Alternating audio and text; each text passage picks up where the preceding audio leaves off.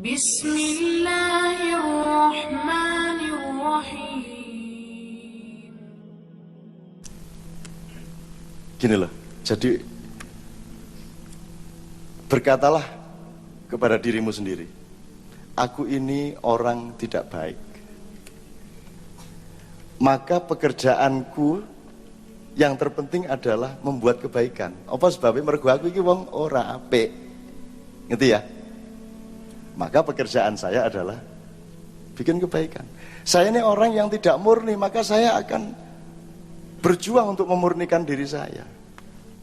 Saya ini orang yang jahat, maka pekerjaan saya adalah menghindari kejahatan sebisa mungkin supaya saya tidak semakin jahat. Ngono lho rek. Ngerti maksudnya ya? Itu pedomannya lebih bagus. Ora kok njuk alim banget kaya ora duwe jahat-jahat sithik-sithik ngono kae. Itu bahaya kalau Anda merasa sudah beres alim khusyuk, itu bahaya. Itu sebab Anda tidak akan terdorong untuk menciptakan kekhusyukan dan kebaikan. Banyak ulama-ulama, habib-habib, kiai-kiai yang sudah yakin bahwa dia benar dan pasti masuk surga, sehingga dia tidak terdorong untuk berakhlak baik sehari-hari. Wong wis jelas mlebu swarga kok. Ambek aku ngampleng nonyo raimu ya aku tetap mlebu swarga.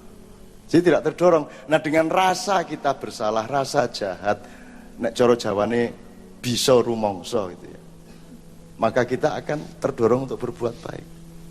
Saya bukan orang suci, maka saya itu sering semampu-mampu saya cari kesucian. Jadi orang suci itu tidak bisa, Mas. Tapi kalau bisa, ada sesuatu hal di dalam hidup Anda yang Anda pakai untuk nabung kesucian. Nabung kesucian itu piye? Nyun sewu ya aku ora piye-piye. Misalnya aku karo Mbak Fia gawe usaha apa ngono ya. Itu tak nggo, misalnya duwe usaha telu ya sing loro tak nggo nabung kesucian. Nabung kesucian itu bagaimana? Ya aku ora njaluk duit sing aku babar pisan, aku mung memodali tok, seneng ndelok wong nyambut gawe, ning aku ora njaluk persentase. Apa sebabnya? Ya aku ya pengen duwe suci-suci sithik no. Wong aku wong elek kok. Saya orang jelek kok. Saya orang tidak suci kok. Maka saya harus punya tabungan kesucian sedikit-sedikit. Anda nolongin orang di jalan, nyorong truk, nyorong mobil, mbok dipakai aja untuk nabung kesucian. Dah saya tidak berpamrih lah, saya nyorong saja, ini lumayan nih saya nyicil-nyicil kesucian kepada Allah kan itu. Dengan saya bersih ingin menolong benar. Gitu. Dan tiap hari kita mengalami banyak hal yang bisa kita pakai untuk nabung kesucian. Kalau Anda nabung kesucian, teman-teman sekalian, apa rahasianya? Bukan nanti Anda dapat surga. Tidak penting, nanti akan saya ceritakan kenapa surga tidak terlalu penting. Itu akan menjadi investasi bagi Anda di mata Allah. Nanti kalau ada apa-apa yang darurat, Anda pasti akan lebih ditolong daripada orang yang investasinya kecil. Jadi nanti kalau ada sesuatu yang sangat bahaya, yang orang lain mungkin tidak tertolong, Anda tertolong oleh Allah. Karena apa? Karena Anda punya celengan itu tadi. Nah itu nanti dalam momentum-momentum peristiwa hidup kita yang bermacam-macam, itu nanti akan terbukti. Mulai sing sregep nabung kesucian ini sing sregep, mbomeng sekedar 500 rupiah, 1000 rupiah dan seterusnya lah, bersikap baik kepada orang, tapi tabunglah kesucian sebanyak-banyaknya. Saya pernah disogok 3 miliar untuk supaya Gus Dur memberi surat izin pulau judi itu, saya langsung dikasih 3 miliar, dan kalau Gus Dur ngasih surat izin itu lewat saya, maka saya akan dapat 500 juta sebulan. Aku dengan seneng, wah seneng banget iki ana duit tok semene kae Pak, aku sekolahanku lagi kacau, wah seneng tenan. Ning iki rada gawe susah aku iki, aku soalnya nek tak terima iki aku bingung dhewe iki, gek duit ngene iki dienggo sekolahan entuk apa ora, wis timbangane bingung tak suwek wae ya Pak, ya tak suwek.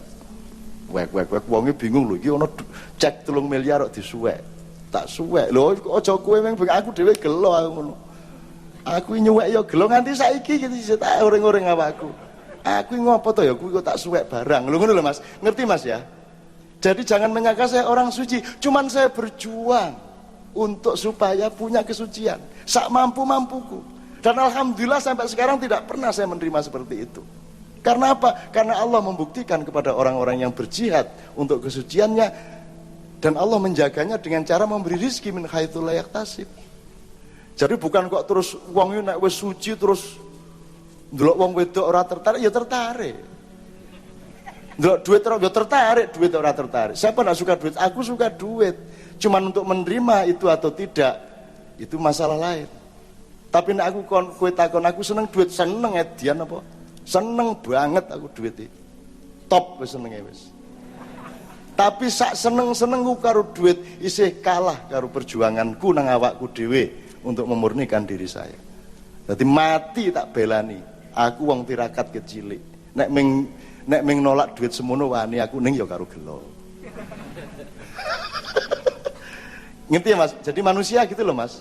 Orang juga jadi malaikat. So nanti Anda tidak tahan kalau jadi malaikat. Anda tidak kuat. Setelah itu Anda diem-diem jadi setan. Nah banyak tuh Mas. Mergo kowe wis dadi malaikat ning ngarepe wong akeh, akhire kowe ora tahan wong kowe dudu malaikat kok. Mulane bloko wae karo wong aku ya seneng. Ning untuk saya terlibat di situ, mohon maaf saya punya prinsip lain.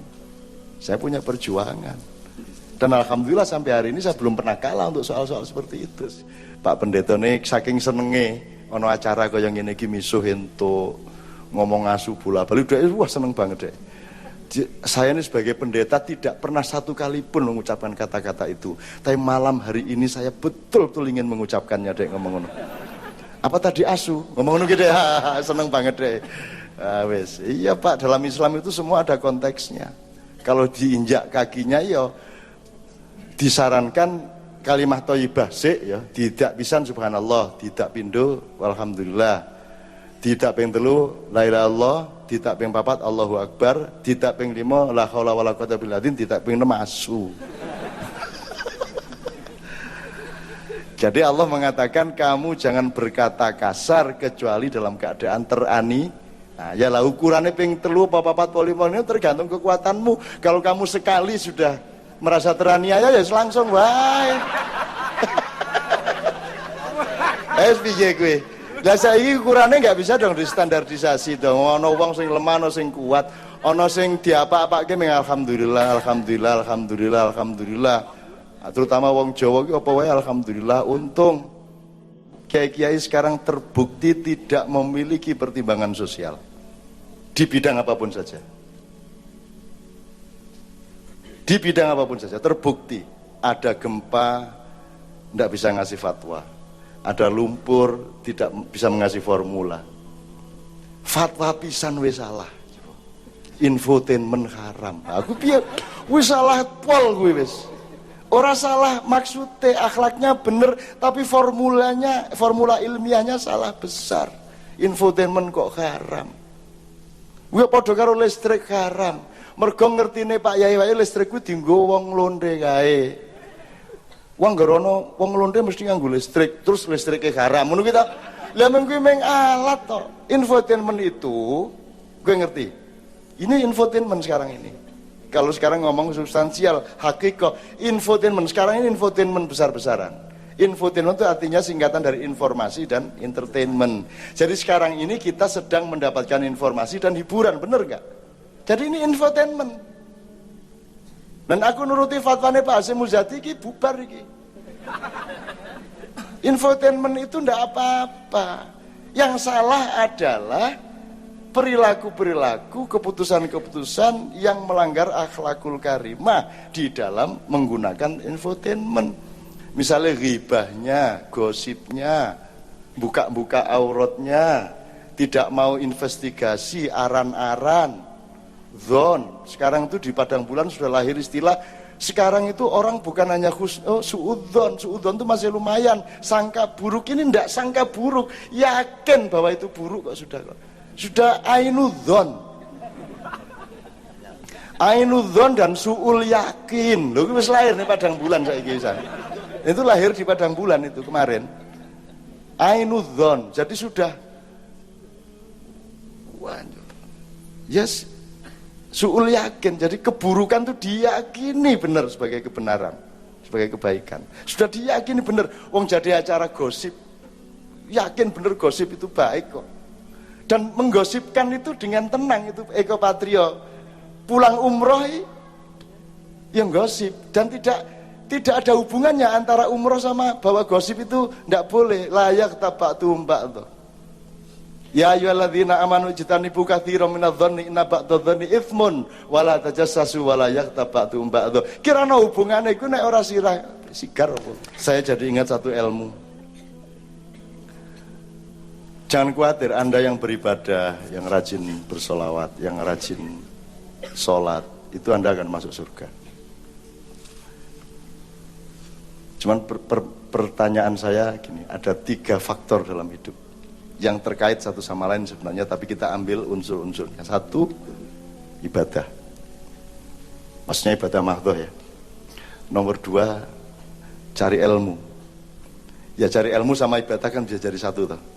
Ya, tapi pokoknya nomor 2 cari ilmu dulu. Cari ilmu itu artinya tidak hanya sekolah atau ikut diklat pusat grafika. Yang namanya sekolah itu datang ke pasar, melihat sesuatu, mempelajarinya. Itu belajar. Ada motor rusak, diudak-udak karo ndodok kayak. Ya itu namanya belajar, mencari ilmu.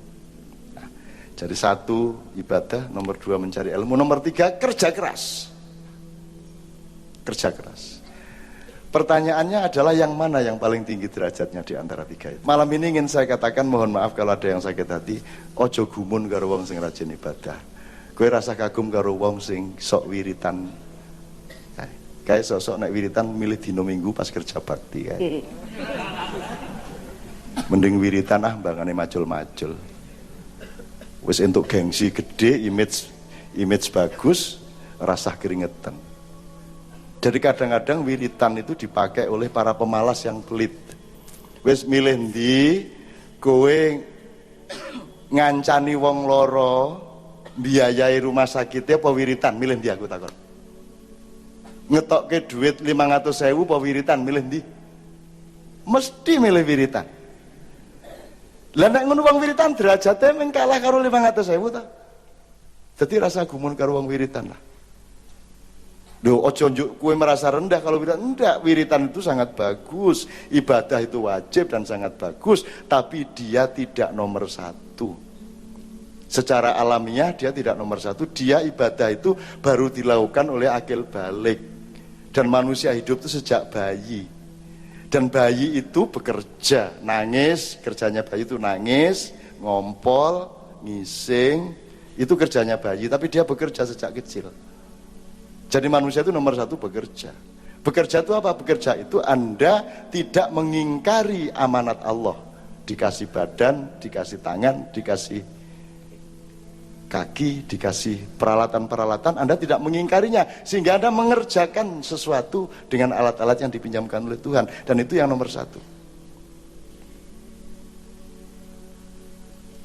Nah, kalau mau lebih hebat ya kerja-kerja dok ya gak ono gunane ya kerja pakai ilmu, dia berdialektika.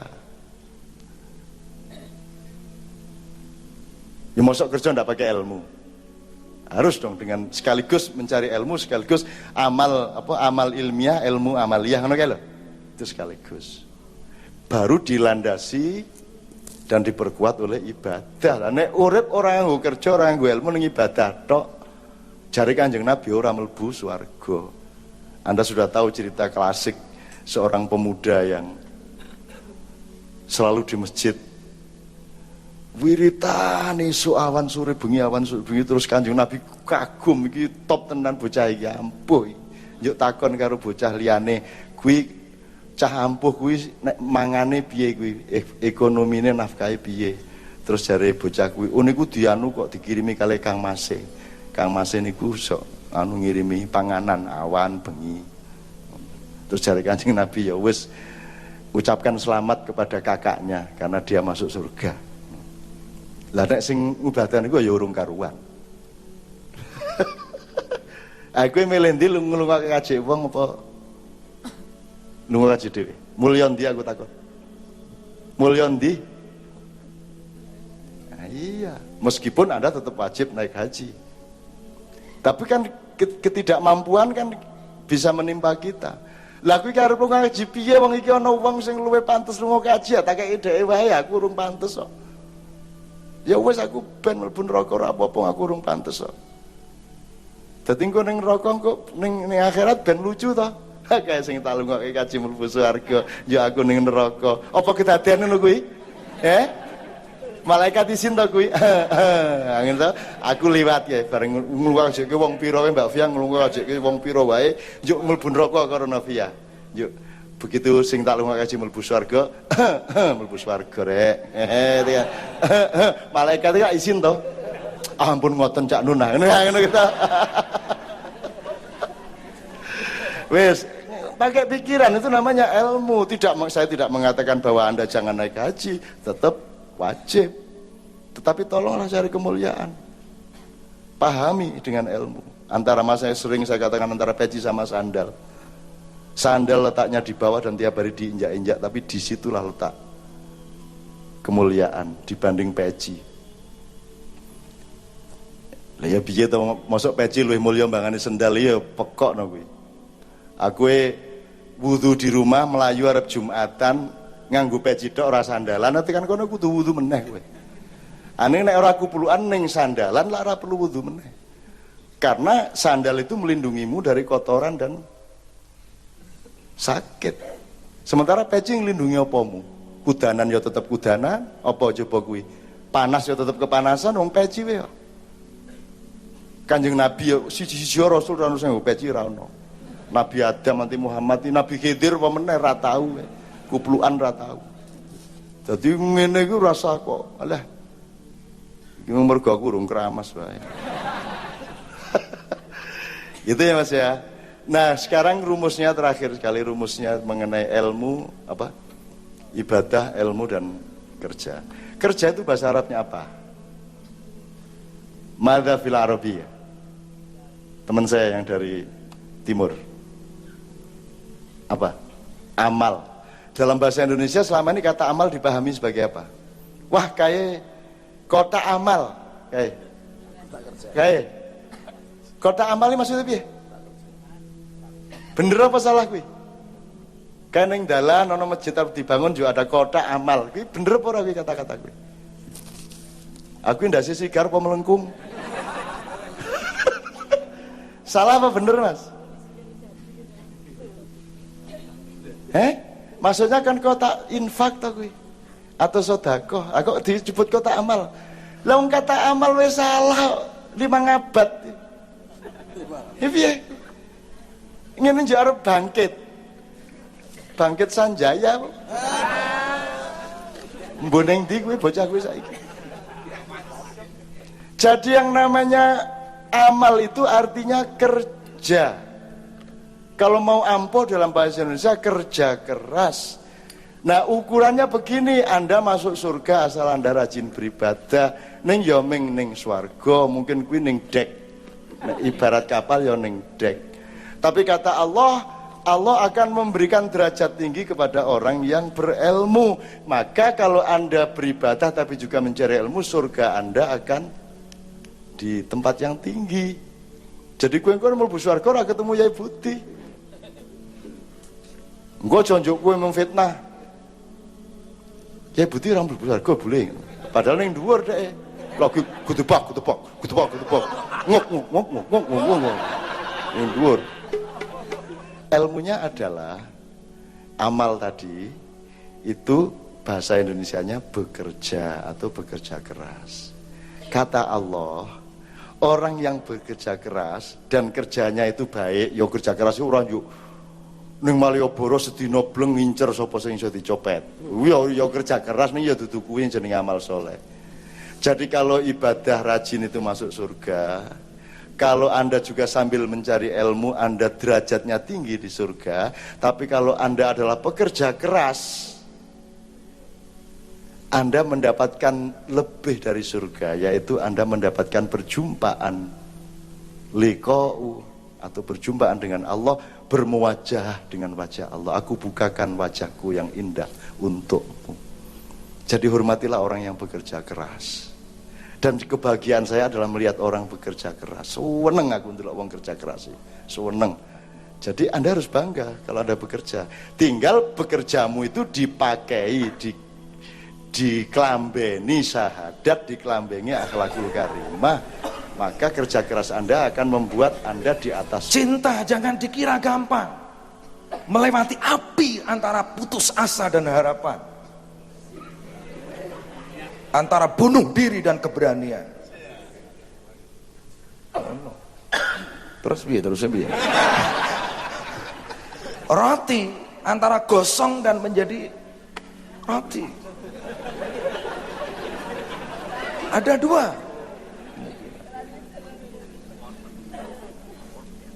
Kuwi nak diunggah-unggah ke antara swarga dan neraka. Duh, ini harus Anda pahami dalam dunia apapun. Mulane awakmu kepengin menerima rahmat dari Allah.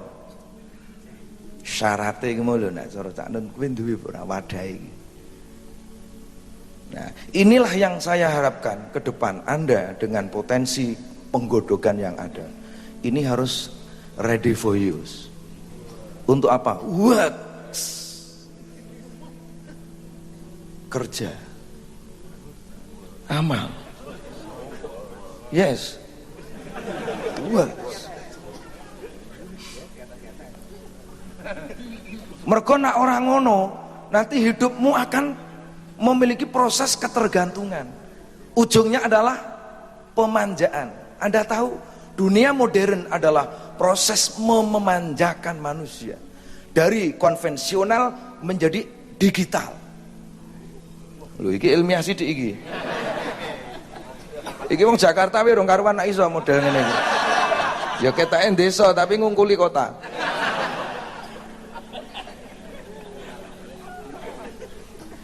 Jangan dikira yang enak kemudian lahirlah enak. Bisa saja.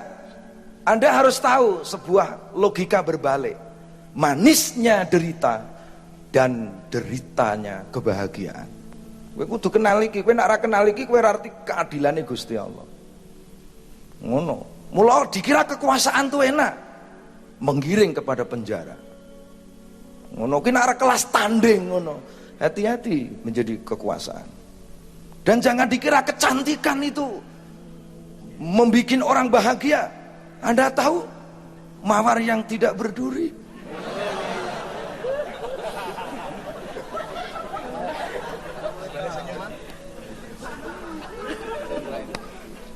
Anda menawar kerajaan, Lady Diana.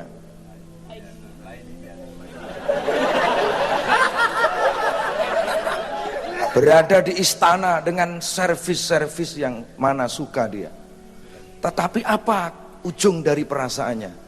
Kerajaan bagiku adalah penjara. Suka ngeluyur-ngeluyur. Dikira orang kecil-kecil itu menderita. Siapa bilang?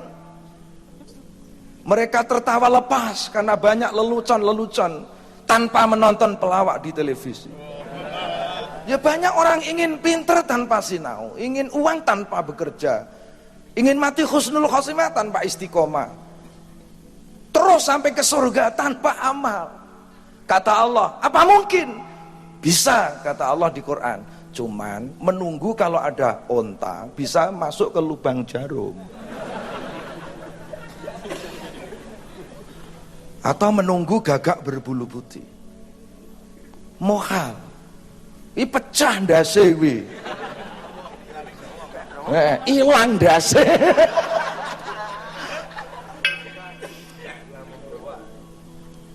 Mula Anda tuh jangan suka kemapanan. Anda nanti dinilai bobokkan oleh sejarah. Dan Anda kehilangan power di tengah badai menyerang, gelombang menyerang. Kalau bisa Anda harus terdidik untuk bercanda dengan gelombang.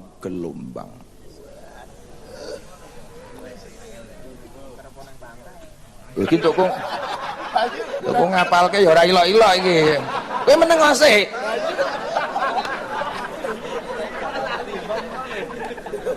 Iya iki lali terus e.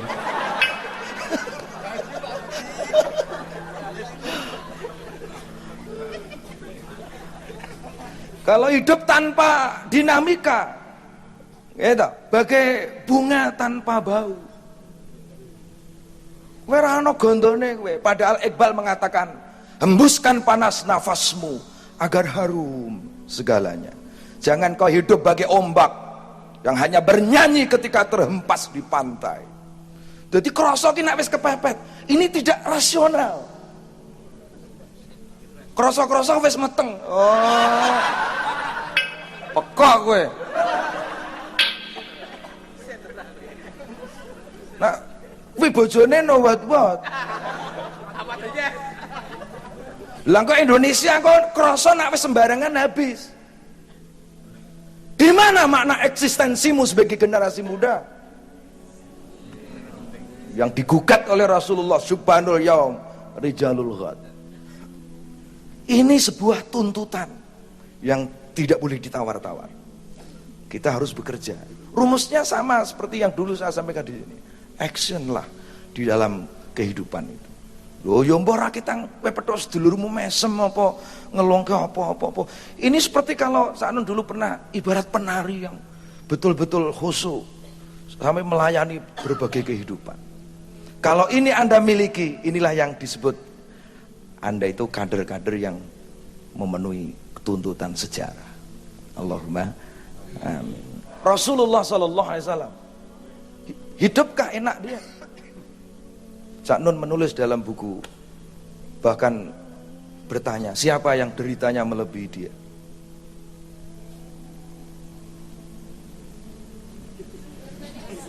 Ya kan berpikir ngono lho maksudnya.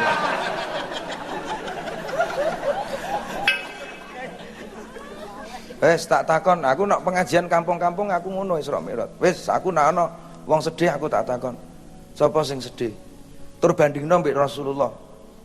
Sepiro sedihmu? Ngono iki janjane kalimat tulisan. Siapa yang deritanya melebihi Rasul? Kekasih Allah, surga dijamin, dosa ndak punya karena maksum, doanya mustajabah. Tetapi untuk memperoleh sebuah kemuliaan, ia ongkosi dengan masyarakat dan penderitaan. Itu Rasulullah. Apa meneh dapurmu?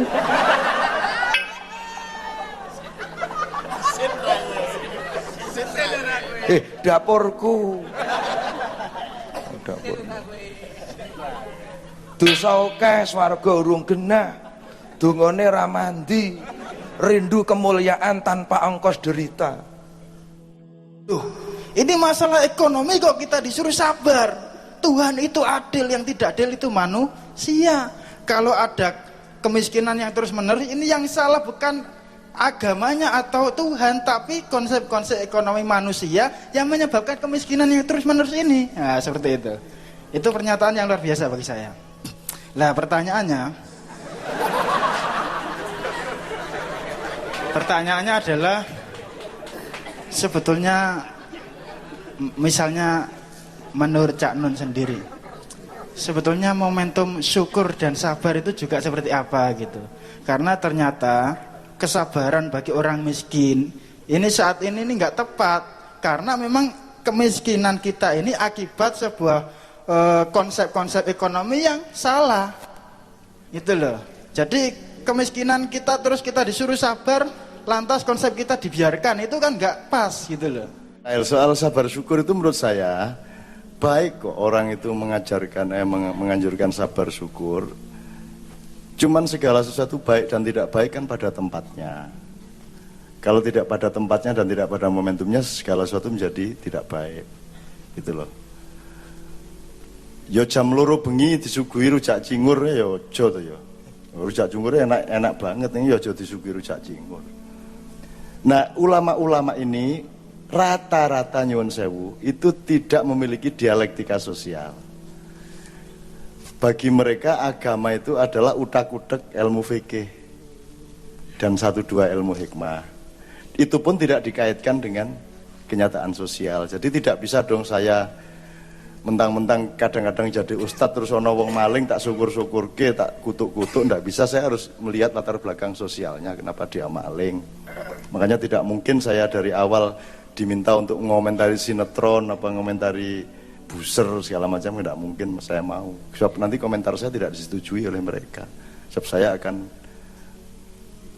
akan bermaiyah lain metode saya gitu loh.